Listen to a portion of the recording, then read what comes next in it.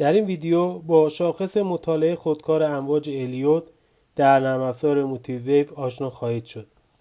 مطالعه خودکار امواج الیوت در این نرم افزار امواج رو به طور خودکار و بر اساس داده‌های جدید ورودی به نرم افزار که در زمان واقعی یا ریل تایم تولید می‌شوند شمارش کرده و وقوع رؤوس احتمالی امواج در آینده رو پیش بینی می‌کنه. تعداد سطوح تجزیه امواج رو میتونید در این مطالعه مشخص کنید یا اینکه میتونید گزینه دیکامپوز آر رو انتخاب کرده تا موتیویو سطوح تجزیه رو تا سطحی که دیگه امکان تجزیه وجود نداره مشخص و آشکار کنه. در این مطالعه میتونید امواج خودکار الیوت رو بر پایه پلات امواج الیوت مبتنی بر یک پنجره داده تنظیم کنید یا اینکه بازه شمارش امواج رو با استفاده از فیلد Start Date and Time مشخص کنید. این دو گزینه نتایج بسیار متفاوتی رو به شما ارائه خواهند نمود. هرچند در این ویدیو به هر دوی این گزینه‌ها خواهم پرداخت. بنده مهندس پیروز هستم. لطفاً در ادامه این ویدیو با من همراه باشید.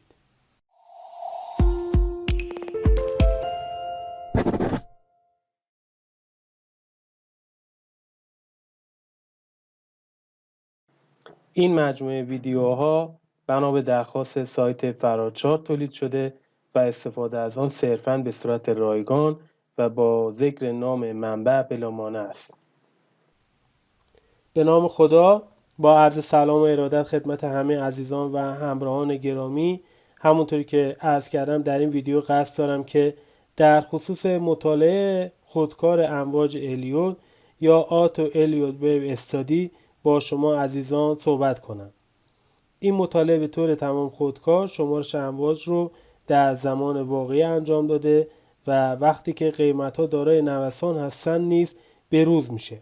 مطالعه خودکار امواج الیوت امواج رو در زمان واقعی شناسایی کرده و به طور خودکار اونها رو بر اساس داده‌های ورودی جدید قیمت یک نماد معاملاتی بروز خواهد کرد.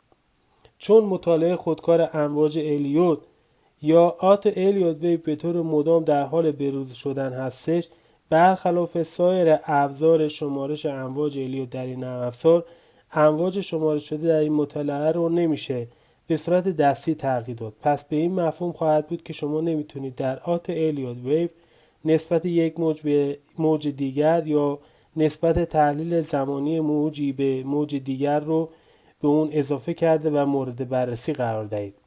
در ضمن در این نوع مطالعه نمیتونید از استراتژی‌های معاملاتی الیوت ویو نیز استفاده کنید.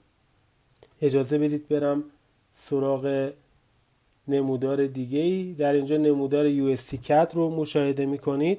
برای اضافه کردن مطالعه آتو الیوت ویو به منوی استادی میرم، گزینه اد استادی و در اینجا مطالعه مورد نظر خودم رو جستجو میکنم، انتخاب کرده روی اوکی کلیک میکنم. با این کار پنجره تنظیمات الیوت ویو ظاهر خواهد شد.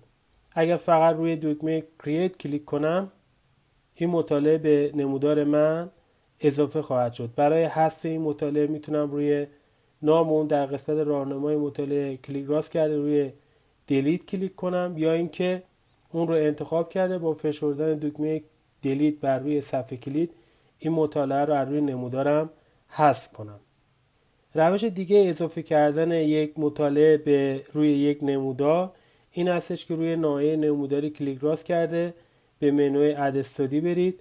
در این قسمت میتونید بر روی اد استادی کلیک بکنید و همونطور که توضیح دادم مطالعه مورد نظر خودتون رو جستجو بکنید یا اینکه به منوی ریسنت برید و آخرین مطالعاتی رو که به نمودارتون اضافه کردید در اینجا مشاهده خواهید کرد و میتونید با کلیک بر روی اونها تنظیمات مربوط به اونها رو مشاهده و بر روی نمودار خودتون اونها رو اعمال بکنید. مجددا روی کرییت کلیک میکنم تا این مطالعه به نمودارم اضافه بشه. برای اینکه بتونید تنظیمات همین مطالعه رو که به این نمودار اضافه کردیم دوباره مشاهده کرده و تغییر بدیم میتونیم روی نام مطالعه در قسمت راهنما دبل کلیک کنیم یا اینکه رو اون کلیک راست کرده و روی گزینه ادیت کلیک بکنیم تا پنجره تنظیمات مربوط به اون مطالعه که اینجا الیوت ویو هستش باز بشه.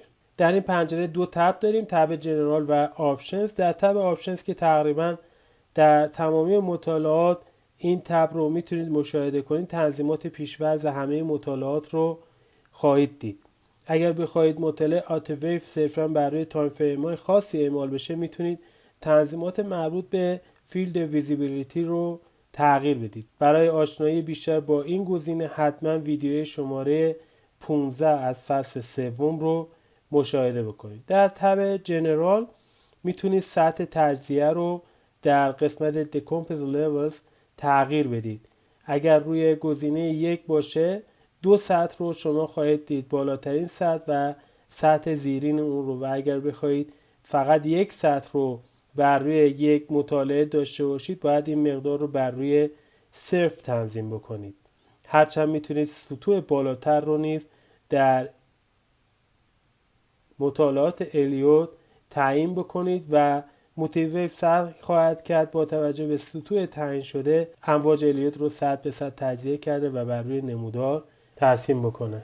من اگر این رو روی 2 بگذارم و روی اپلای کلیک کنم، مشاهده می‌فرمایید که 3 سطح به روی این نمودار که اینجا UST کت هست اضافه میشه، سطح 1، 2 و سطح 3.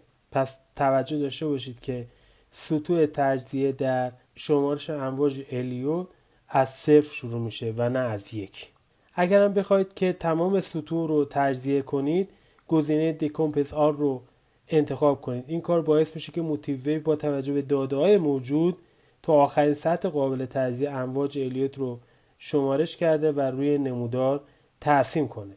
نکته مهمی که در تب جنرال میشه به اون اشاره کرد که در ابتدای درس هم به اون اشاره کردم، این هستش که موتیویو دست شما رو برای انجام مطالعه امواج الیوت بر اساس پنجره داده ها یا بر اساس تاریخ و زمان مشخصی باز گذاشته.